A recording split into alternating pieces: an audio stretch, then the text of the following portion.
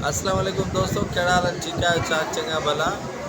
राति जे वॻड़े में तव्हां सां मुखातिब थियण जो मक़सदु सिर्फ़ु हिकिड़ो आहे त अॼु 7 मुहर्रम जी राति आहे ऐं यकीनन सभु को ग़म हुसैन में मसरूफ़ हूंदो।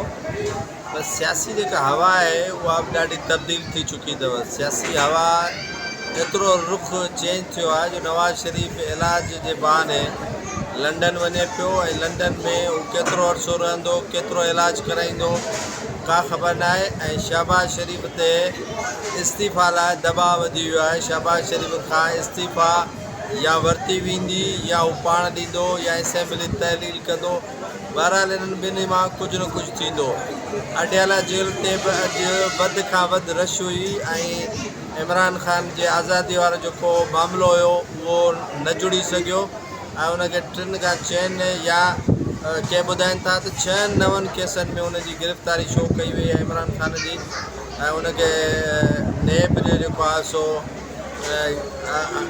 आई आहे उते अडियाला जेल में उनजी घरवारी ऐं उन ते नवां केस जेको आहे तोशाखाना जो हिकिड़ो केस आहे।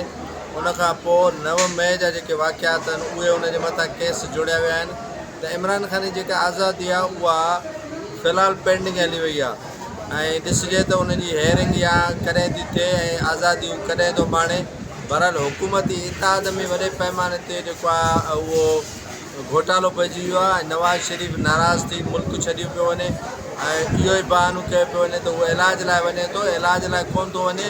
हू नाराज़ आहे शहबाज़ शरीफ़ खे त असेंबली जल्दी तहलील कर, जिथे 2 अक्सरियत न मिले ऐं उते असेंबलीअ में रहण जो को फ़ाइदो कोन्हे को।